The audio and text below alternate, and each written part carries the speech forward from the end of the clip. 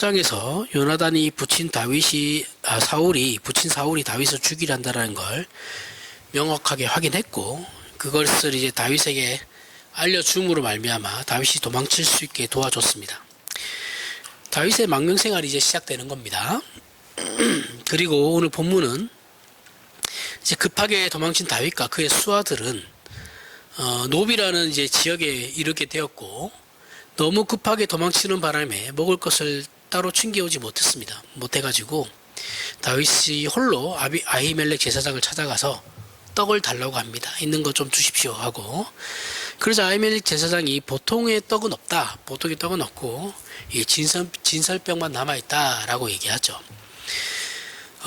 전에도 설명했는데 이제 성막의 구조를 좀 알아야 되는데, 이때는 성전이 없어요. 성막이에요. 성막 안에는 이제 성막을 딱 안에 들어가면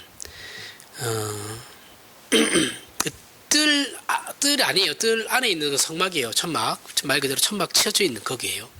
거기를 딱 들어가면 이제 성소와 지성소로 나뉘어요. 들어가자마자 보이는 것이 성소예요. 성소고, 지성소는 이제 휘장이 가려져 있죠. 그 성소에 딱 들어가게 되는데, 그 성소로 들어가면 바로 들어가는 사람의 정면에 이제 분향단이 있습니다. 분향단이 있고, 오른쪽에 진설병 12개가 있어요. 떡. 그게 빵이에요, 빵. 떡이라는, 이거 말을 이제 좀 바꿔야 되는데, 빵입니다. 빵. 12개 빵이 있어요. 누룩이 들어가지 않은. 그리고 왼쪽에는 7촛대가 있습니다. 7촛대가 이렇게 진열되어 있어요. 그리고 이거 진설병은 안식일마다 교체가 돼요. 안식일마다 교체가 되고, 그 12개, 그 놓여져 있던 진설병은 제사장이 먹습니다. 제사장만 먹어요.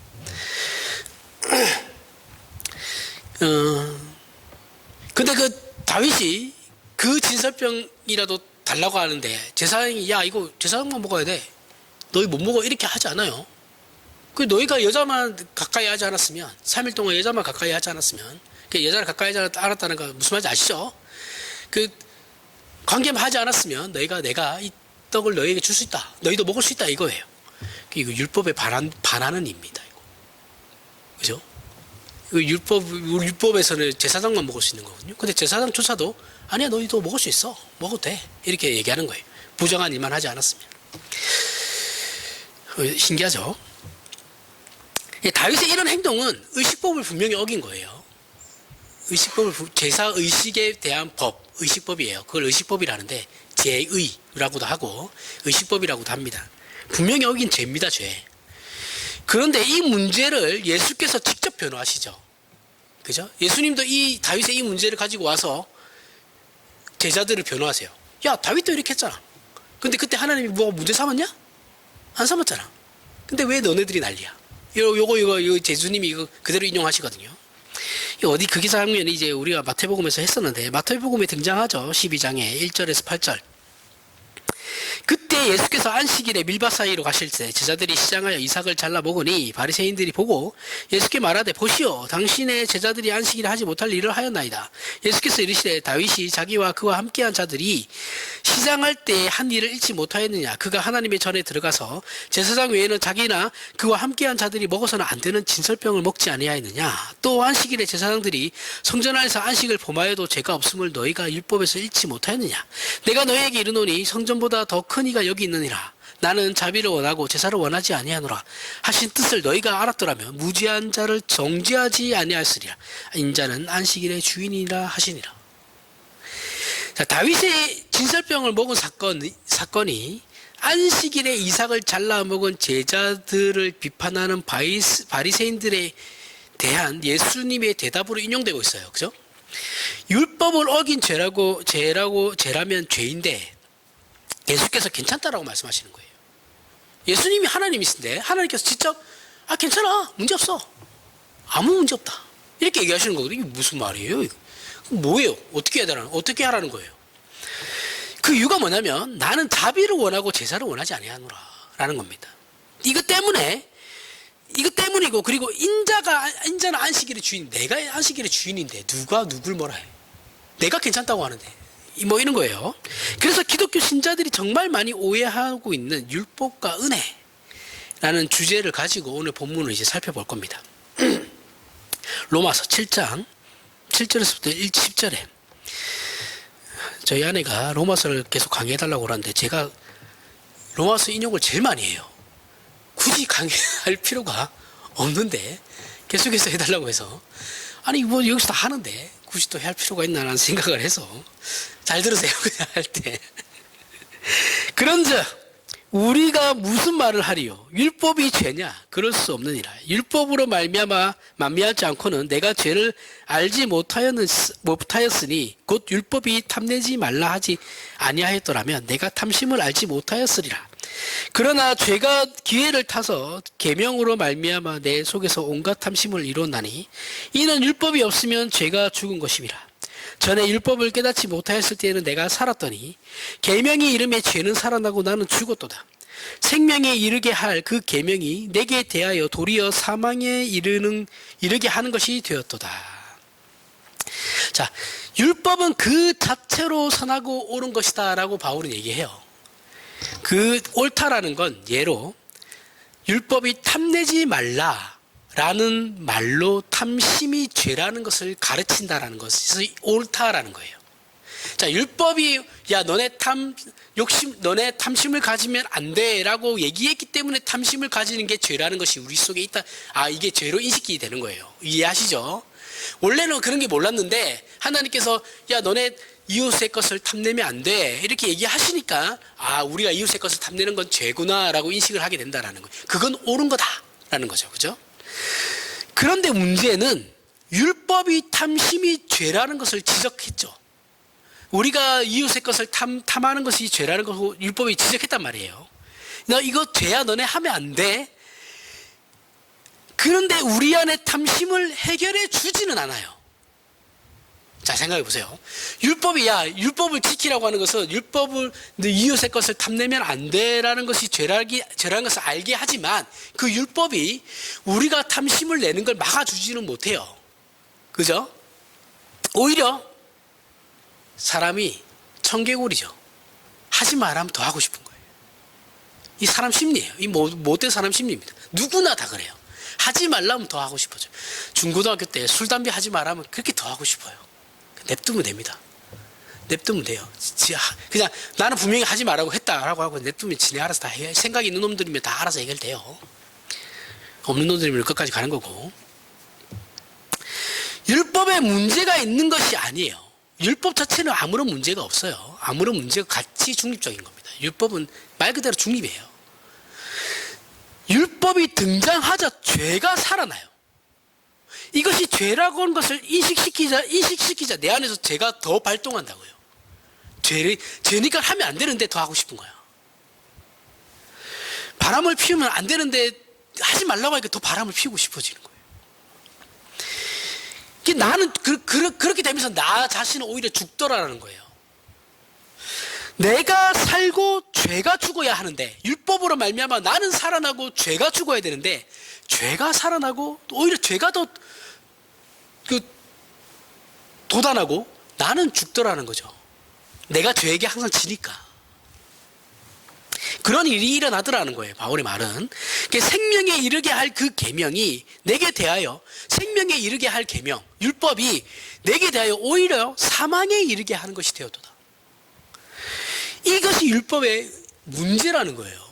율법 자체는 문제가 없는데 그 율법으로 말미암아 옳고 그름이 만들어지고 그 옳은 것을 함으로 말미암아서 그런 것에 대한 자비가 없어져요. 나는 옳으니까.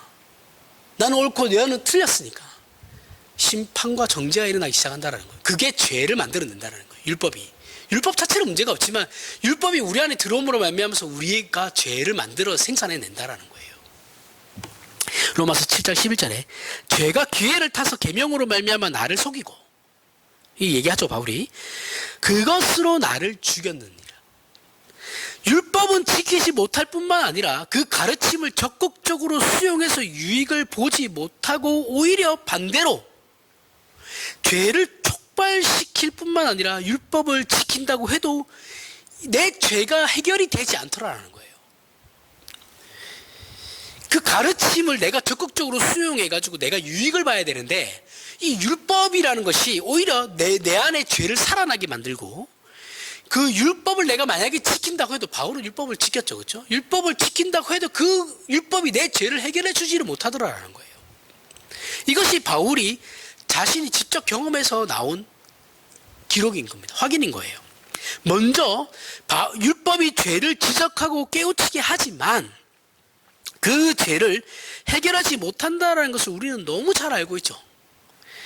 우리는 가장 소극적인 잘못에 대해서도 율법을 가지고 자신에게 적용하기보다는 타인을 심판해요. 율법은 남을 정죄하라고 주신 것이 아니고 나의 자신을 보라는 거거든요. 하나님과 나와의 관계에서 나를 보라는 거예요. 남이 아니에요. 남은 볼 필요가 없어요. 나만 보면 돼요.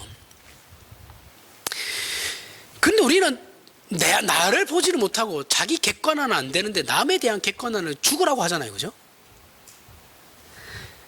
우리가 율법을 사용하는 건 자신의 성과 의를 위해 자신에게 적용하는 게 아니고 다른 사람을 잡기 위한 도구로 사용하죠. 그죠? 율법이 죄를 깨닫게 함으로 이 일은 더욱 촉발하게 됩니다. 다음으로 죄가 기회를 타서 계명으로 말미암아 나를 속였다라는 부분은 더욱 의미심장합니다.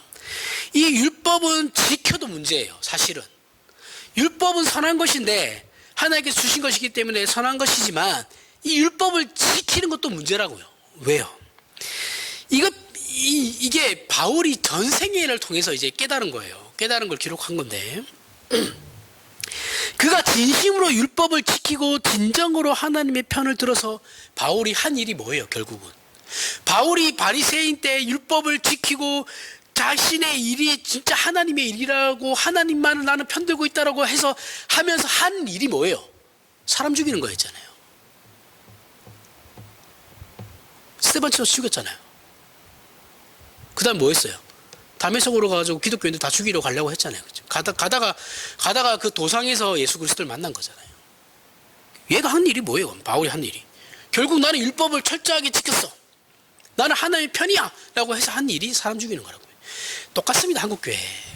특히 보수 기독교 안에 보세요. 자기는 옳아요. 나는 하나님 잘 믿는다 이거예요. 그러면서 하는 일이 뭐예요? 전부 다 정죄하고 있잖아요. 그죠? 자기 잘났다 이거죠. 이 바울이 바리새인 때 한 짓을 똑같이 하고 있어요. 근데 자기만 몰라요. 자기는 옳으니까. 목사들도 이런 사람들 많아요. 대부분 다 그래요. 모릅니다.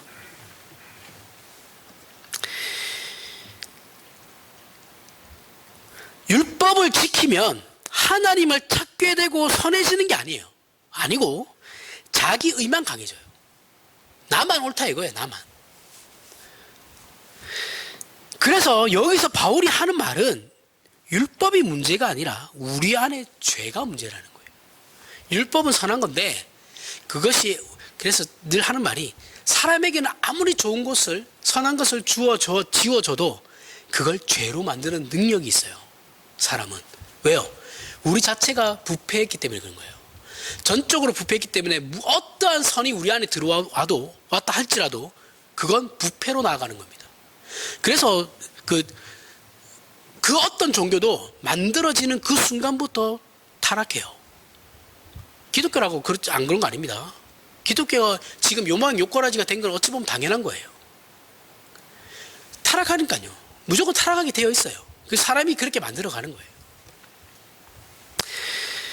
로마서 7장 12절부터 13절에 이로 보건대 율법은 거룩하고 계명도 거룩하고 의로우며 선하도다. 그런즉 선한 것이 내게 사망이 되었느냐? 그럴 수 없느니라. 오직 죄가 죄로 드러나기 위하여 선한 그것으로 말미암아 나를 죽게 만들었으니 이는 계명으로 말미암아 죄로 심히 죄되게 하려 함이라. 율법은 전혀 문제가 없는데 율법이 제 기능을 하지 못하는 이유는 우리 안에 죄 때문이라는 거예요. 죄 때문에 부패. 이렇게 죄의 위치가 드러난다라는 거예요. 로마서 7장 14절 23절에 우리가 율법은 신령한 줄 알거니와 나는 육신에 속하여 죄 아래 팔렸도다. 내가 행하는 것을 내가 알지 못하노니 곧 내가 원하는 것은 행하지 아니하고 도리어 미워하는 것을 행함이라. 만일 내가 원하지 아니하는 그것을 행하면 내가 이로써 율법이 선한 것을 시인하노니 이제는 그것을 행하는 자가 내가 아니요 내 안에 거하는 죄니라. 내 속 곧 내 육신에 선한 것이 거하지 아니하는 줄 아노니 원함은 내게 있으나 선을 행하는 것은 없노라. 내가 원하는 바 선은 행하지 아니하고 도리어 원하지 아니하는 바 악을 행하는도다. 만일 내가 원하지 아니하는 그것을 하면 이를 행하는 자는 내가 아니요 내 속에 거하는 죄니라. 그러므로 내가 한 법을 깨달았노니 곧 선을 행하기 원하는 나에게 악이 함께 있는 것이로다. 내 속으로는 하나님의 법을 즐거워하되 내 지체 속에서 한 다른 법이 내 마음의 법과 싸워 내 지체 속에 있는 죄의 법으로 나를 사로잡아 잡는 것을 보는도다. 유명한 말씀이죠, 그렇죠? 대부분의 신자들이 이 문제를 어떻게 이해하고 있냐면 신자의 제가 여러 번 설명했습니다. 신자의 내적 갈등으로 이해해요. 신자가 있는데 어떠한 신자가 있는데 하나님의 법도 있고 그 안에 나의 죄가 있어서 막 싸운다. 이렇게 생각해요. 그런데 바울이 얘기하는 건 그런 말이 아닙니다. 그런 신자들의 어떤 도덕적 갈등을 얘기하는 게 아니고 바울이 로마서 7장에서 하려는 말은 예수를 믿지 않는 사람이 아무리 의와 선을 추구한다 할지라도 죄의 권세 아래 있기 때문에 사람이 소원하고 다짐하는 것을 우리 마음대로 할 수 없다라는 거예요. 결국 죄의 권세 아래 복종할 수밖에 없다는 인간의 본질적인 처지와 운명에 관해서 설명하는 겁니다. 지금 여기에 나오는 등장하는 이 사람은 예수를 믿지 않는 사람이에요. 그러니까 바울이 어찌 보면 이거 회상입니다. 바울이 자기가 예수 믿기 전에 자신의 모습을 쓴 거예요. 이해하시죠? 예수를 믿지 않은 상태의 사람. 그러니까 율법이라는 선이 안에 있고 죄라는 그 죄가 있는데 이 율법이 있다 한들 내가 죄인이기 때문에 그 율법으로 내가 선을 행할 수 없다라는 거예요. 이해하시죠? 이 말씀은 그 말씀이에요. 그래서 선을 행하지만 율법이 있어서 선을 행하려 하지만 도리어 원치 아니한 바 악을 행하게 되었도다. 선을 행하려고 했지만 신자들을 죽이는 악을 행하게 되었다라는 거예요. 무슨 말인지 아시겠죠? 율법 아래 있다라는 개념은 이게 왜 제가 이 설명을 지금 다윗을 얘기하면서 이걸 설명하지 나중에 뒤에 다 나옵니다. 율법 아래 있다라는 개념은 예수를 믿지 않은 상태를 말하는 거예요. 그죠? 율법을 기준으로 이때는 자신이 자기 스스로를 책임지는 위치와 영역의 통치 질서 아래 있는 것을 말하는 겁니다. 바울은 예수를 믿기 전에 바리새인으로 있을 때 율법 아래 있던 사람이에요. 신자가 아니었어요. 자기는 신자였다고 생각할 수 있죠. 그렇죠? 선민 사상이 있었을 테니까. 근데 아니라는 거예요. 세상의 인간은 하나님의 통치 아래에 있는 인간과 죄 아래에 있는 인간 두 종류만 존재할 뿐입니다. 하나님의 자녀, 그렇지 않은 자, 이 둘만 세상에 존재해요. 인간은 두 분류밖에 없어요. 따라서 인간은 자기가 스스로를 주장할 수 있는 중립적인 영역에 있을 수 없어요. 나는 아닌데요. 나는 하나님도 안 믿지만 나는 죄인도 아닙니다. 나는 중립이에요. 라고 말할 수가 없다. 그거는 원리상 성경적 원리에서 아무 일어날 수 없는 일이에요. 그러니까 성립이 안 돼요. 성경에서는 이거 아니면 저거예요. 그런 건 없습니다. 결국 율법 아래 있다라는 건 죄의 통치 아래 있다라는 말입니다. 죄인이라는 소리예요. 그 이유는 법으로 자기 스스로를 책임져야 한다라는 건 하나님의 통치 아래 있지 않다라는 말이에요. 스스로 책임을 진다라는 말은 하지만 실상 이 세상에는 하나님의 통치 또는 죄의 통치 이 두 영역밖에 없기 때문에 그런 겁니다. 그렇게 인간이 죄 아래에 있는 한 하나님이 주신 거룩한 율법마저도 은혜의 수단이 될 수밖에 없어요.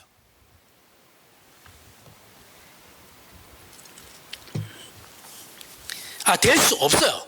바울이 지금 아무리 율법을 가지고 자기가 하나님의 편을 들고 선을 행하려 할지라도 그게 하나님의 은혜의 수단이 되지를 못한다라는 거예요. 왜요? 죄인이니까. 신분이 변하지 않은 상태예요. 유익한 법이 될 수 없다라는 것이 바울이 로마서 7장에서 계속해서 주장하는 겁니다. 아무리 선한 것을 주어진다 해도, 지금 하나님 내 앞에 나타나서 나에게 아무리 좋은 것을 준다고 해도 그 사람이 신자가 아닌 이상에는 그걸 선으로 나타낼 수가 없어요. 그릇이 그리 선하지 못하다라는 거예요. 부패된 상태의 그릇이기 때문에 그 그릇을 통과하면 부패로 나아간다라는 거예요. 그러니까 세상이, 우리가 너무 세상을 원망할 필요가 없는 게, 세상은 원래 그런 거예요. 죄인이니까 우리가 아무리 선한 제도를 만들어도, 민주주의가 사람이 만들어낼 수 있는 역사상 가장 훌륭한 제도잖아요, 그죠? 근데 이 민주주의를 가지고도 지금 부패하잖아요. 그래서 끊임없이 제도를 바꾸어 가잖아요. 그래도 부패해 가요. 이게 원래 사람이 원래 그렇다라는 거예요. 그렇다고 해서 그럼 아무것도 안 해도 되겠네, 세상 원래 그런 거니까 우리는 그냥 체념하고 가만히 있어야지, 그걸 얘기하는 게 아니에요. 우리는 적극적으로 그걸 살아가야 되는 거예요. 그걸 바꾸려고 노력해야 됩니다. 안 바뀔 거예요. 안 바뀌지만 그렇게 바꾸려고 노력하면서 살아가는 거예요. 그게 신자예요. 아유, 야, 세상 원래 그런 거야 하고 가만히 있으면 아무것도 아니에요. 신자는 그런 게 아닙니다. 안 바뀌는 거 알아요. 하지만 하는 거예요. 그게 신자라고요. 바울이 말한 육신에 속한 죄 아래 팔렸도다의 의미는, 우리 신자들 가운데 있는 속사람과 겉사람이 이 두 부분을 말하는 것이 아니에요. 육신에 속하여 죄 아래 팔렸도다, 이것이 우리 신자들 속에 속사람 혹은 겉사람, 이 두 부분을 나눠서 얘기하는 것이 아닙니다. 이건 하나님의 통치 아래 있지 않고 죄 아래 있는 불신자들의 현실을 얘기할 때 육신에 속하여 라고 말하는 거예요. 바울이 말하는 육신에 속하여, 이거는 신자가 아닌 사람을 얘기하는, 불신자들을 얘기하는 거예요. 불신자들은 죄 아래 팔리게 되어 있어, 이걸 얘기하는 겁니다. 이때는 죄가 그들을 다스리고 있기에 그들이 스스로 혹 지식적으로나 의지적으로 선한 것을 소원한다 할지라도, 내가 아무리 선한 것을 소원한다 할지라도 그것을 이룰 수 없는 전적으로 무능하고 전적으로 타락한 위치에 있는 게 인간이에요. 그게 예수 믿기 전의 인간입니다. 그래서 우리는 바울의 이 말을 우리 신자 안에서 마치 하나님의 법을 사모하는 마음과 죄 아래 끌려가려는 이 마음, 두 마음이 막 싸우고 있다고 생각해서는 안 돼요. 이렇게 해석해버리면 개혁파 신학에서 법 핀트가 나가게 됩니다. 살짝 나가게 돼요. 왜냐하면 내 의지가 중요하게 되어버리게 되는 그게 있거든요. 물론 이 두 가지가 다 맞다고 해석하시는 분들도 있어요. 개혁파 신학 안에서 두 가지가 다 맞다고 얘기하시는 분들도 있는데, 저는 그런 것 같지는 않습니다. 그런 것 같지는 않고, 이 부분에 대해서는 불신자에 대해 바울이 자기의 신의 옛날의 모습을 회상하면서, 불신자들은 내가 예수를 모를 때는 이럴 수밖에 없었어 라는 것을 기록한 것이라고 저는 생각해요. 뭐 어떤 것을 생각하든 그런 뭐 여러분들의 자유입니다. 자, 이 부분은 인간이 상식과 양심의 차원에서 선함을 추구하고 노력한다 할지라도 결국 죄가 인간을 죄 아래 굴복시킨다라는 말입니다. 그죠? 이렇게 해석해야지 이게 해석이 돼요. 왜냐하면 이렇게 해석해야지 그 8장 1절에 나오는 말이 이해가 돼요. 그렇게 해석하지 않으면 이해가 안 되거든요, 전혀. 자, 로마서 7장의 내용으로 우리가 흔히 얘기하는 예수를 믿지 않아도 선하게 사는 사람들이 있다는 말이 틀렸다는 걸 우리는 알 수 있죠. 그럼 우리가 뭐 쉽게 얘기하잖아요. 야, 저 사람 예수 안 믿어도 되게 착해. 진짜 법없어도 살 사람이 이렇게 얘기하고 그 사람을 추교 세우는데 그게 하나님 입장에서는 그렇지 않다는 것을 알 수 있죠. 그렇죠? 전혀 그렇지 않아요. 저들의 선은 하나님을 찾는 선이 아니죠. 그죠? 그저 자기 의를 나타내는 겁니다. 자, 기독교에서 선은 하나님이에요. 하나님과 연관되지 않은 건 다 선이 아니에요. 선이 될 수 없어요. 모든 게 다 자기 의로 돌아가요. 기독교는 왜요? 하나님이 절대 선이시거든요. 하나님을 통하지 않는 것은 선이 될 수가 없어요. 그래서 하나님이 믿지 않는데 착한 사람이라 할지라도 그건 그저 그 사람의 의일 뿐이에요. 자기 의예요. 자기 의가 되면 하나님의 통치와 은혜를 거부하는 것이죠. 그렇죠? 아니, 나는 하나님 없어도 내가 착하게 잘 살아가고 있잖아. 뭐 하는 내가 종교를 가질 필요가 있어? 이렇게 생각하는데 이게 교만한 거죠. 사실은. 거부하게 되므로 자신을 가르친 율법이 자신의 죄성을 조금 더 나아지게 못하게 만, 그런 사람에게는 아무리 어떤 선한 율법이나 도덕이나 그 윤리를 갖다 댄다 할지라도, 야, 내가 잘 살아가고 있는데 이게 뭐가 필요가 있어? 라고 생각하는데 거부하게 된단 말이죠. 그게 자기의예요. 거부한다라는 게. 나 이거 없어도 잘 사는데? 이런 거죠. 그러니까 율법을 지키는 것도 결국 자기의로 가게 되지 하나님을 찾게 만들지는 못한다라는 것이 죄 아래에 있는 모든 죄성을 가진 인간의 공경이자 절망입니다. 이게 인간의 절망이에요. 이 인간을 이해하셔야 돼요. 우리가 예수 믿지 않는 사람을 정죄할 게 아니라 쟤는 그럴 수밖에 없겠구나라고 이렇게 이해를 해야 한다고요. 이해하시죠? 무슨 말인지. 불신자라고 이렇게 넌 왜? 이렇게 할 필요도 없고 저럴 수밖에 없다. 저럴 수밖에 없는 존재구나. 인간이란 저럴 수밖에 없는 존재구나. 설명이 되죠. 그죠? 설명이 되고 그것을 이해하게 되면 사람을 이해하는 데 도움이 굉장히 많이 됩니다. 인간의 타락에 대해서 공부를 좀 하셔야 돼요. 해야지 그 사람에 대해서 이해를 하게 돼요. 이것이 인간을 로마서 7장 24절에 오호라 나는 공고한 사람이로다. 이 사망의 몸에서 누가 나를 건져내라. 바울이 지금 예수 믿기 전에 자신의 모습을 회상하면서 내가 예수 믿지 않을 때는 아무리 선한 것을 줘도 그 선한 것이 나를 죄로 이끌고 가더라. 이 나는 공고한 사람이야. 이 절망에 있는 나를 누가 건져낼 거냐라고 지금 한탄으로 가고 있는 거죠. 이해하시죠? 지금 앞에 절과 이 24절이 지금 연결되는 거예요. 그러면서 그냥 절망에 빠진 자신을 확인할 거 아니에요. 그 절망에 빠진 예수 믿지 않는 그 불신자인 자신의 율법 아래에 있는 자신의 모습을 발견하고 절망하고 있는 게 오호라 감탄하면 그 감탄사죠. 비명이죠. 나는 공고한 사람이네. 내가 공고한 사람이었네. 그러면 이 사망의 몸에 있는 나에서 누가 나를 건져내 줄 거냐? 나의 구원자는 그럼 누가 될 거냐? 그 해답으로 25절이 나오는 거예요. 주 예수 그리스도로 말미암아 하나님께 감사하리로다. 예수 그리스도로 말미암아 구원받았으니까요. 그죠? 이렇게 해석해야지 이게 로마서 7장이 자연스럽게 해석이 됩니다. 뭐 다른 거 다 찾아봐도 저는 이 해석이 제일 맞는 것 같아요. 그리고 이어서 그런즉 내 자신이 마음으로는 하나님의 법을 육신으로는 죄의 법을 섬기노라.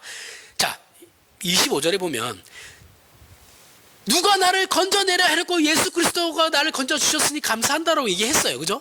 그런데 그 뒤에 바로 또 그런즉 내 자신이 마음으로는 하나님의 법을 육신으로는 죄의 법을 섬기노라. 그러면 예수 그리스도로 구원함을 받았는데 마음으로는 하나님의 법을 육신으로는 죄의 법 또 두 마음이 그럼 부딪히는 거야? 라고 생각할 수 있는데 아니에요. 그 말이 아니에요. 이거는 그런 것이 아니고 문학적인 표현인데 이 말이 다시 등장하는 이유가 뭐냐면 선을 원해도 그 선을 행할 수 없는 죄 아래에 있던 우리를 예수 그리스도 안에서 하나님께서 건져내셨기 때문에 감사한데 그 감사에 대한 내용을 다시 한번 확인시키는 거예요. 누가 나를 건져낼 거야? 우리 주 예수 그리스도로 말미암아 하나님께 감사하리로다. 하나님 예수 그리스도로 말미암아 나를 건져주심에 감사합니다. 어떤 감사? 내 자신이 마음으로는 하나님의 법을 육신으로는 죄의 법을 섬기는 그 상태에서 나를 구원해 주신 것에 감사합니다. 를 강조하는 거라고요. 이해하시죠? 무슨 말인지? 그 앞의 내용을 요약해서 감사한 내용에 대해서 내용을 다시 한번 각인시키는 거예요. 우리에게 인식시키는 겁니다. 물론 신자의 현실에서 이런 싸움이 있죠. 갈등의 싸움이 왜 없어요? 신자는 죽을 때까지 갈등하다 죽는 존재예요. 세상 사람들보다 훨씬 많은 갈등을 할 수밖에 없어요. 왜요? 우리 안에 의가 있으니까요. 그렇죠? 그럴 수밖에 없어요. 로마서 7장의 의미는 근데 그런 뜻이 아니에요. 최소한 로마서 7장의 의미에서는 그 말을 하려는 것은 아니에요. 그게 없다라는 것이 아니고 그 말을 하려는 게 아니라고요. 이 내용을 혼자 읽으면 우리 안에 신앙과 죄성의 싸움으로 오해하게 되는 것이 될 수밖에 없어요. 그렇게 오해할 수밖에 없지만 전혀 그런 뜻은 아닙니다. 그래서 성경을 문맥으로 읽어야 된다는 말이 그런 말이에요. 로마서를 전체의 주제를 알고 로마서를 읽고 싶잖아요. 그럼 로마서에 대한 전체 주제를 알고 그 중심 주제를 알고 무엇을 바울이 말하려고 하는 건지 대주제 소주제 다 알아야 됩니다. 그리고 나서 읽고 그래도 안 되면 주석을 보셔야 돼요. 괜찮은 주석을 보시면 돼요. 옛날 목사님들 주석 보지 말라고 그랬는데 아니에요. 좋은 주석 많아요. 많이 보세요. 주석을 보셔야지 성경을 이해할 수 있어요. 주석을 안 보고 누가 어떻게 성경을 이해해요? 하나님께서 지통 계시를 주시나요? 그게 이단이죠. 학자들이 만든 건데 왜 안 봐요? 연구해서 만든 건데. 그거 다 하나님의 은혜가 들어가 있는 겁니다. 좋은 주석을 보시면 돼요. 참고하시면. 로마서에 대한 좋은 주석은 너무 차고도 넘쳐요. 너무 많아요. 요즘은 요한계시록도 다 해석돼요. 안 되지 않습니다. 칼빈 때까지는 안 됐어요. 칼빈도 요한계시록의 해석이 무서워서 안 했거든요. 지금은 다 해석됩니다. 다 돼요. 어려워하실 필요가 전혀 없습니다. 알고 보면 별 내용도 아니에요. 알고 보면 별 내용 아닙니다. 진짜 굉장히 대단한 것 같죠, 그렇죠? 우리가 보기엔 아닙니다. 같은 말을 수위를 점점 높이면서 7번을 돌리는 것 뿐이에요. 나중에 그것도 공부하시면 다 압니다.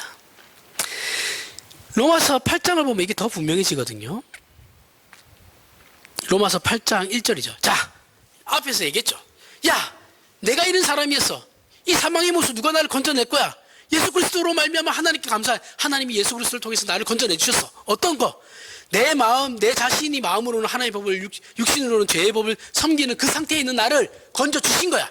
그러면서 8장 1절로 넘어가는 거예요. 8장 1절로 넘어가서 뭐라고 하세요? 바울이 뭐라고 합니까? 그러므로 이제 그리스도 예수 안에 있는 자에게는 결코 정죄함이 없다. 이게 결론이에요. 7장에. 내가 예수 그리스도로 말미암아 하나님의 자녀가 되었어. 더 이상 나는 그 누구도 나를 정죄할 수 없다. 나는 율법 아래 있는 자가 아니다. 이는 그리스도 예수 안에 있는 생명의 성령의 법이 죄와 사망의 법에서 나를 해방했다. 율법 아래 있는 자였던 나를 예수 그리스도가 생명의 성령의 법으로 나를 해방시키셨다. 그 누구도 하나님 외에 그 누구도 나를 정죄할 자가 없다. 이해하시죠? 이렇게 돼야 되는 겁니다. 8장 1절까지 다 읽으셔야 돼요. 로마서 7장은 1, 2절까지 읽으셔야 됩니다. 앞에 설명을 듣고 이 말씀을 보면 이 말씀이 이해가 되죠. 갑자기 이 말씀이 딱 등장하게 되면 모르거든요. 그런데 모든 신자는 생명의 성령의 법이 죄와 사망의 법에서 너를 해방하였음이라 이 내용 앞에서 당황하죠. 아니 그렇다면 모든 신자는 죄에 대한 유혹도 없고 늘 승리해야만 하는 거 아닌가? 이런 고민을 하게 되죠. 그런 고민으로 말미암아 만들어진 이단이 구원파입니다. 구원파예요. 그래서 이 말씀을 가지고 구원파는 신자가 된 뒤에 내가 하는 모든 행위는 죄가 될 수 없다라고 얘기해요. 그죠? 그런가요? 그래서 구원파의 이단은 조금 애매합니다. 사실은 이 한 끗 차이거든요. 걔들 삼위일체는 다 믿어요. 근데 문제는 이 구원에 대한 게 문제인 거예요. 사실 거의 모든 이단은 그 삼위일체 하나님 부정 아니면 이 구원이 문제긴 해요.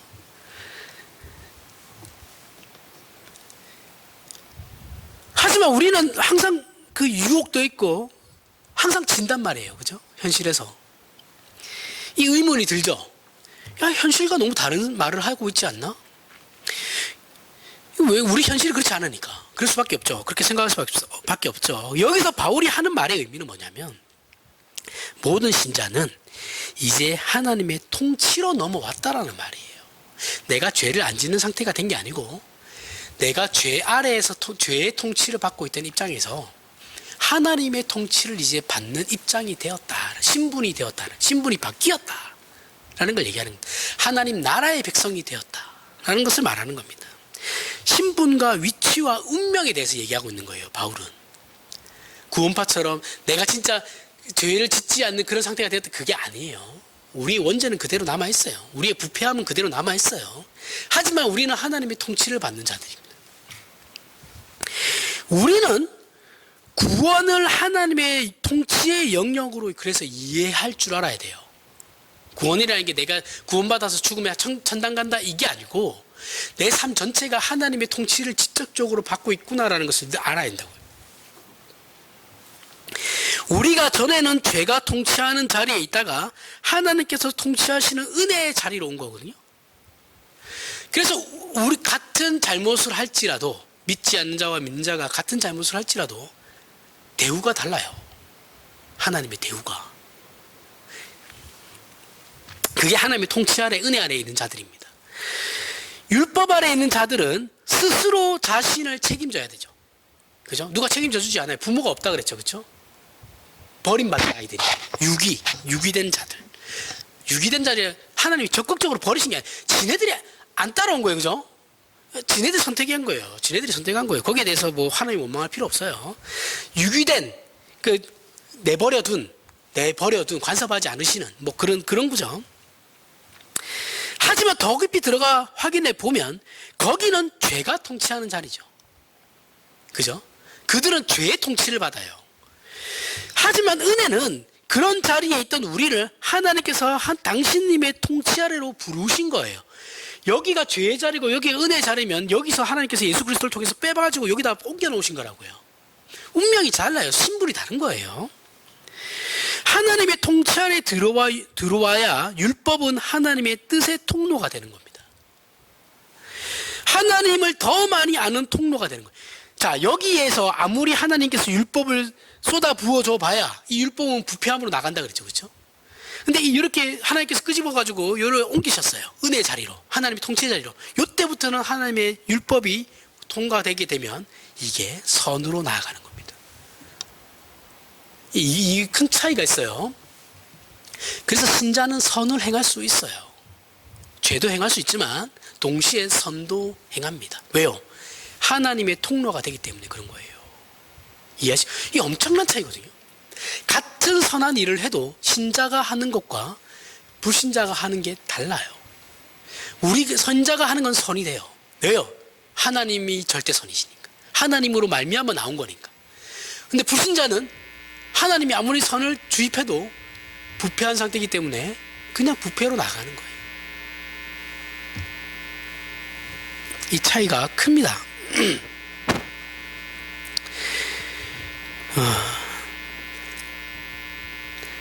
자기의가 되면 그래서 그 불신자들에 있어 하나님을 찾는 행위 자체도 자기의가 돼요. 불신자들에게는 자기의가 되면 하나님의 통치와 은혜를 거부하게 되죠. 그죠? 이거는 했던 거네요. 만약에 더 많은 아는 통로로 이제 되는데 우리가 신자는 그렇지 않고 죄 아래에 있는 현실에서 율법이 주어지면, 자, 신분은 변하지 않은 상태에서 바리새인들처럼, 유대인들처럼 신분이 변화되지 않은 상태에서 율법만 주어지면 그들은 하나님을 만나지 못합니다. 율법은 우리를 하나님께 데려가는 기능이 없어요. 율법으로는 구원을 받을 수 없습니다. 율법으로는 하나님과의 관계가 회복될 수 없어요. 이해하시죠? 그저 자기 의만 생산될 뿐이에요. 그래서 내가 예수를 믿냐 안 믿냐가 엄청 중요한 거예요. 사실 자기도 예수 안 믿는데 기독교에 와서 어떤 기독교 문화나 어떤 기독교의 그런 선한 행위들을 한다고 해서 그 사람이 신자냐면 그건 아니에요. 신자가 될 수 없어요. 그 사람은 일단 하나님을 만나야 됩니다. 왜 이런 말을 하느냐? 자, 그럼 이때까지 이런 말을 했어요. 전혀 다윗과 상관없는 말들을 한 것 같죠? 그럼 왜 이런 말을 했겠습니까? 지금 사무엘상에 등장하는 사울 왕을 생각해 보세요. 사울 왕은 이스라엘 민족의 사람이에요. 베냐민 집하고 하나님이 뽑은 왕이에요. 그렇죠? 하나님께서 그에게 성령의 은사도 주셨어요. 그죠? 근데 사울이 하는 행위가 뭐예요? 잘 생각해 보세요. 전부 다 하나님에 대해 반하는 행위만 했죠. 하나님께서 선한 것을 집어 넣으셨어요. 성령의 은사도 주시고 방언도 하게끔 하고 예언도 하게끔 하셨어요. 근데 사울이 한 행위를 보세요. 결과를 보세요. 하나님을 전부 다 반하는 행위죠. 그렇죠? 불순종이에요. 불순종. 그래서 폐위됐잖아요. 즉 사울은 율법 아래에 있는 자라는 말이에요. 그 정도 선하게 했으면 얘도 정신 차릴만 하거든요. 정신을 못 차리잖아요. 그죠? 율법 아래 있는 자를 의미하는 것이 사울왕이고, 다윗은 은혜 아래 있는 자를 의미하는 자입니다. 제가 늘 얘기하죠. 사무엘 하면서 다윗의 전 인생이 모든 신자의 인생과 방불하다. 그죠? 똑같아요. 왜요? 은혜 아래 있는 자야. 은혜 아래 있는 자의 모습이 저런다라는 거예요. 은혜 아래 있는 자들은 저렇게 잘못해도 하나님께서 용서하신다라는 거예요. 달라요. 완전 달라요. 사울은 사울왕은 몇 번의 잘못으로 폐위됐어요. 다윗도 잘못 많이 하거든요. 폐위 안 돼요. 어떤 차이인지 아시겠죠? 힘이 됩니다. 이걸 알면. 신자가 얼마나 대단한지 우리의 신분이 얼마나 위대한지를 알 수 있어요. 사울은 기름 부음을 그렇다고 사울이 기름 부음을 안 받았나요? 아니요. 하나님께서 선택하셔서 기름 부음 받았어요. 그죠?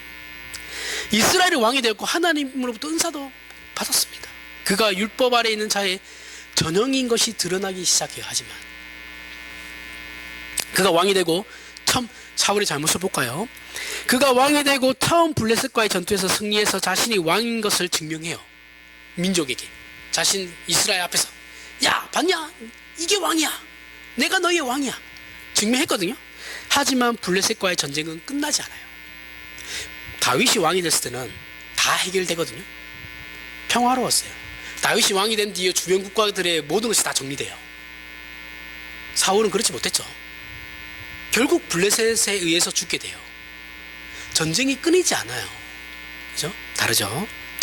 그래서 사무엘상 14장을 보면 이스라엘과 블레셋의 전쟁이 교착 상태에 빠지는 것을 확인할 수 있어요. 전쟁이 길어지고 어느 쪽의 우세도 정해지지 못한 상태로 계속 갑니다. 그렇게 가요. 이건 다윗이 나중에 왕이 돼가지고 정리할 때까지 그렇게 가요. 그러다가 어느 날 사울의 아들 요나단이 정찰 겸 격진에 들어갔다가 그 일이 계기가 되어서 이스라엘이 큰 승기를 잡게 되는데, 사울 왕이 이 일을 신앙과 결부시켜가지고 금식을 선포하며 어기시 저주를 받을 것이다라는 서약을 하게 되죠. 다 했죠. 지금 전에 했던 얘기들 쭉 하는 겁니다. 하지만 요나단은 그 자리에 없었죠. 적진에 들어가 있었으니까. 그죠? 적진에 있었기 때문에 몰랐다가 전투 중에 배가 고파가지고 이제 석청을 먹게 되고 거기에서 힘을 얻어서 다시 싸우게 돼요. 그리고 나중에 아버지 사울이 금식을 선포하고 저주의 서약을 했다는 걸 알게 돼요. 듣게 돼요. 부하로부터. 짜증이 나죠. 오늘 같은 날 왜 금식을 선포하고 난리냐. 불평을 해요. 그런데 이 저주의 서약으로 인해서 무엇인가 잘못된 일이 발생하게 되고, 제비뽑기를 통해서 그 원인이 요나단이라는 게 밝혀집니다. 요나단도 자신이 금식하는 사실을 몰랐다고 얘기하죠. 그래서 사울은 그 아들이라도 죽을 건 내가 죽인다고 했으니 넌 죽을 거다라고 하지만 신하들이 말리죠. 전쟁에서 큰 공을 세운 자인데, 왕자가 큰 공을 세우는데 어떻게 죽이냐고. 그게 말이 되냐. 흐지부지 넘어갑니다.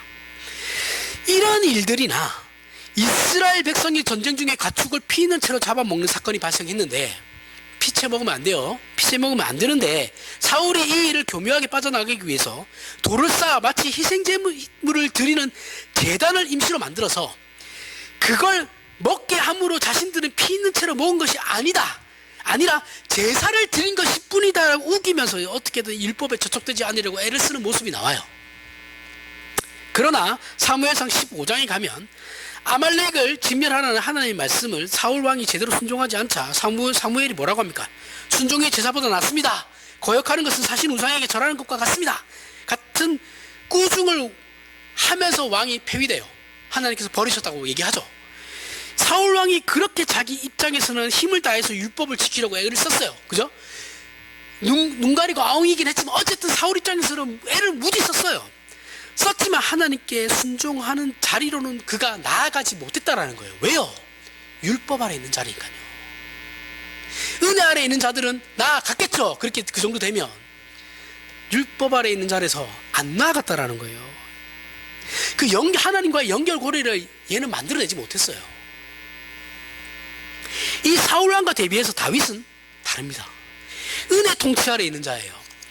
그의 생애와 그가 마주한 사건들은 하나님께서 은혜의 통치 아래 있는 자들을 어떻게 인도하시고 보호하시는가에 대해서 증언하시는 것들이에요. 다윗의 모든 행동들이 다 그래요. 다윗 그 행동들로 말미암아 하나님께서 얘기하시는 그 모든 것들이 다 그래요. 다윗은 사울 왕에 비해서 율법적으로 훨씬 부족한 자예요. 사울은 어떻게든 자신의 그 왕위를 지키기 위해서 율법을 지키려고 애를 썼거든요. 근데 다윗은 그렇지 않아요. 율법을 별로 신경 안 써요. 그다지 신경 안 씁니다. 그러나 그는 은혜 아래 있기에 그것이 아무런 문제가 되지 않아요. 다윗에게 있어서는. 그럼 하나님의 통치하심이 왜 다른 통치보다 우위에 서고 우리에게 믿음과 감격을 만들어냅니까? 그건 예수 안에서 하신 통치이시기 때문에 그런 겁니다. 하나님의 통치의 속성과 본질과 내용이 대표적인 특징은 예수로 말미암아 허락되었다라는 거예요. 즉 우리를 구원하기 위하여 그 아들을 보내시는 통치인 것입니다. 우리의 죄를 위하여 그 아들을 십자가에 매달아 죽인 통치세요. 우리를 그 아들 안에서 사랑하는 자로 받으시는 아버지의 통치이시기에 다른 그 어떤 통치보다 우위에 서고 감격하는 겁니다. 하나님께서 이걸 다윗을 통해서 우리에게 보여주시는 거예요. 그 은혜의 통치가 무엇인지를 알게 하시고 우리에게 그대로 적용하시는 거예요. 솔로몬이 왕이 되었을 때 하나님께 1000번제를 드리죠. 1000번제가 뭐 1000번의 제사를 드린 건지 한꺼번에 1000번의 제단을 쌓아가지고 뭐 1000번 한꺼번에 드린 거 그건 몰라요. 모르는 건데 그 1000번의 제사를 드리자 하나님께서 솔로몬을 찾아오죠. 꿈에 나타나셔가지고 솔로몬에게 무엇을 받기를 원하느냐 이렇게 말씀합니다. 그때 솔로몬이 뭐 장수나 건강이나 권력이나 부나 명예를 구하지 않고 지혜를 구하거든요. 여기서 말하는 지혜는 우리가 보통 얘기하는 그 지혜로운 지혜를 말하는 것이 아니에요. 그런 것이 아닙니다. 솔로몬이 요구하는 지혜는 자기는 어린아이라서 백성 앞에 출입할 줄을 알지 못합니다. 그러니 지혜를 달라는 거예요. 백성 앞에 출입한다는 것은 이스라엘은 신정국가죠. 신정국가고 이스라엘을 하나님의 뜻대로 인도할 책임이 왕에게 있는데 이스라엘을 하나님의 뜻에 맞게 인도할 수 있는 실력을 달라는 것이 솔로몬이 요구하는 거예요. 하나님께. 내가 이스라엘을 대표하는 자로 하나님 앞에 서 있는데 그리고 얘들은 나를 보면서 따라할 거 아닙니까 하나님? 그러니까 내가 하나님의 뜻을 어떻게 품고 나아가야 하는지 그 백성에게 본이 되어야 하는지를 나에게 가르쳐 주십시오라는 거예요. 그게 솔로몬의 지혜예요. 우리가 생각하는 뭐 지혜롭다 뭐 이게 뭐 저 사람 참 그런 의미가 아니에요. 달라요. 실력을 달라는 거예요. 그 실력을 하나님 실력을 주십시오. 실질적인 실력을 저에게 주십시오. 당연히 하나님께서 이런 솔로몬이 이쁘죠. 그러면서 지혜도 주시고 부와 명예도 함께 주십니다. 권력도 함께 주시죠. 그 이후에 사건이 일어나죠. 어떤 일이 일어납니까? 한 아이가 두 어머니와 한 아이가 등장하게 되죠. 그러면서 재판이 열립니다. 여기서 솔로몬의 지혜가 그대로 드러나요. 두 아이가 같은 날, 두 어머니가 같은 날 한 아이를 낳았는데 한 어머니가 자다가 자기 아이를 깔아 죽였어요. 뭐 이런 경우 옛날에 종종 있었죠, 그렇죠? 그런데 그 어머니가 살아있는 애가 자기 애라고 우겨요. 뭐 어리게 갓난아기니까 구별 안 가니까 뭐 자기는 알겠죠. 아는데 우기면 이제 내 새끼 될까봐 뭐 그런 건지 아니면 네 새끼 죽었으니까 네 새끼도 죽어야지 뭐 그런 건지 뭘 모르겠어요. 하여튼 우겨요. 우기니까 뭐 왕에게까지 간 거죠. 재판장까지 간 겁니다. 솔로몬이 뭐라고 합니까? 둘 다 그렇게 주장하면 제 애를 그냥 반으로 갈라라 그러죠, 그죠? 갈라서 나눠줘. 그러자 생모가 어떻게 돼요? 깜짝 놀라가지고 아닙니다. 그냥 애를 저 여자에게 주십시오라고 합니다. 그리고 솔로몬이 네가 생모 맞네. 너 애 데리고 가. 이렇게 되는 거예요. 솔로몬이 하나님께 구하여 받은 지혜는 하나님의 통치의 핵심인 생명을 돌보시는 부모의 마음을 가진 통치자라는 거예요. 다윗이 제사장만 먹을 수 있는 진설병을 먹었어요. 죄를 지은 거 분명해요. 맞아요. 율법을 어겼어요. 죄입니다. 그렇게 따지고 들어오면 그렇게 따지고 들어오시는 하나님이 아니시죠. 근데 그죠? 지금은 배고플 때니까 네가 아사하기 직전이니까 진설병을 제사장만 먹는 것이 맞지만 일단 너부터 살려야겠으니 먹어라 라는 거예요. 이해하시죠? 율법보다 상위가 자비라고요. 이게 하나님의 통치다라고 해요. 율법이 없는 건 아니에요. 규칙이 없는 건 아닌데 그 규칙으로 말미암아 사람이 억울하게 죽는 일은 없어야 된다는 거예요. 그 율법은 사람을 죽이려고 만든 게 아니다라는 거예요. 살리려고 만든 거지. 살리는 율법을 해야 되잖아요. 우리는 전부 다 죽이는 율법을 가지고 있죠. 그죠? 뭐 하나 지가 잘하면 교회 와가지고 지보다 못하는 사람들 삿대질하고 정지하고 난리 피우죠. 이게 하나님의 통치다라는 거예요. 다윗의 생애가 이 하나님의 통치 아래 있다라는 거예요. 다윗은 이 통치 아래서 보호받고 있다라는 거예요. 그래서 그의 생애와 영광과 승리가 결과될 수밖에 없다라는 겁니다. 이건 다윗뿐만 아니라 우리 모두가 여기에 속하는 겁니다. 모든 신자가 속하는 거예요. 기독교 신앙이라는 건 우리의 능력이나 우리의 도덕성을 기준으로 삼는 게 아니라고요. 야, 저 사람은 저런데 어떻게 저런 사람이 기독교 신자야? 저도 옛날에 다 그렇게 생각했어요. 근데 그렇게 판단하는 게 아니더라고요. 우리는 자비와 긍휼과 생명을 다루시는 사랑의 하나님으로 인하여 지음을 받았고 구원을 얻었으며 부름을 받았고 살아가는 자들입니다. 그분에게 우리의 모든 신뢰와 소원과 힘과 근거가 있는 겁니다. 물론 우리가 이 은혜의 왕국에 있다고 해서 감히 나태해지거나 자만해서는 안 되겠죠. 그러면 난 내 마음대로 살아도 죄가 되지 않는, 그건 아니에요. 그 죄에 대한 책임은 우리가 지는 겁니다. 그죠? 하나님께서 그냥 넘어가 주신 거지, 그 죄로 말미암아 결과되는 그 결과는 내가 지는 거예요. 다윗도 다 책임은 졌어요. 지고 넘어가는 거예요. 그래서 결국은 지가 그렇게 해서 아히멜렉에게 그 빵을 얻어먹고 사울이 뒤쫓아왔죠. 그래서 어떻게 됩니까? 그 아히멜렉 제사장 다 죽여버리잖아요, 사울이. 그 다윗이 어쨌든 자기 거짓말한 결과의 책임이에요. 지가 죽을 때까지 안고 가야 되는 거예요, 이거. 그건 맞아요. 어쩔 수 없어요. 그럼에도 불구하고 그것만 보고 그럼 내 마음대로 살래? 그거는 설교를 헛들은 겁니다. 이때까지. 그게 아니에요. 그거 말하는 게 아니죠. 그렇죠? 방종하라는 게 아니에요. 그러나 이것은 법의 문제도 정죄의 문제도 아니고 어떤 거예요? 다윗과 하나님과의 관계가 사랑의 관계에 있다라는 거예요. 그렇죠? 부모 자식의 관계다. 그 관계의 책임들이죠. 이런 일들이 하나님의 어떠하심에 근거하여 허락되었고 우리의 인생이 이 하나님의 거룩하심과 자비와 사랑에 근거하여 존재하고 있고 우리의 믿음이 유효하다라는 것을 아는데 오늘 말씀에 참다운 가치가 있는 겁니다. 우리는 우리 스스로의 신앙을 점검할 때마다 책임과 진지함으로 점검할 필요가 있지만 그것이 기준이 되거나 조건이 되어서는 안 돼요. 내 책임, 내 진지함, 내 진실함, 신실함이 내 그 신앙의 기준이 되진 않아요. 그런 걸로 기준 삼아서는 안 됩니다. 그걸로 기준 삼는 것이 아니고 무한하신 하나님의 은혜와 사랑과 자비가 근거가 되는 겁니다. 근거가 되어서 우리의 부끄러움과 자책마저도 내가 왜 그랬을까 하면서 땅을 치며 후회하는 그 자책마저도 용서받고 고쳐지며 극복되는 줄을 믿는 것이 신자의 참된 신앙이라는 거예요. 이러한 신앙을 가진 저와 여러분이 다윗의 삶보다 훨씬 더 놀라운 삶이라는 걸 아는 믿음으로 오늘 주어진 말씀을 기억하시길 바랍니다. 기도하겠습니다. 하나님 아버지 은혜를 감사합니다. 하나님이 우리의 아버지 되심은 우리가 생각하는 것보다 훨씬 더 놀랍습니다. 하나님께서는 그 아들을 아끼지 아니하시고 우리를 위하여 내어주셨고 그렇게 우리를 아들 안에서 지키시고 간섭하시며 복주시고 사랑하십니다.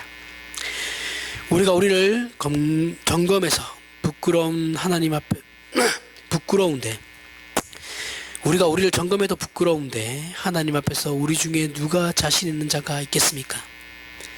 그러나 하나님의 이 사랑과 은혜를 근거로 믿음으로 우리의 부름받은 구원과 약속들을 소유하게 하여 주시고 그리하여 우리의 삶의 모든 정황과 우리의 연약함과 못난 것에도 불구하고 믿음으로 승리하는 우리의 생애가 되게 하시며 마침내 죄를 이기고 극복하여 의와 진리의 거룩함으로 사는 참다운 신자된 승리와 감격을 노래하는 우리의 전생애가 되게 하여 주시옵소서. 예수님 이름으로 기도합니다. 아멘.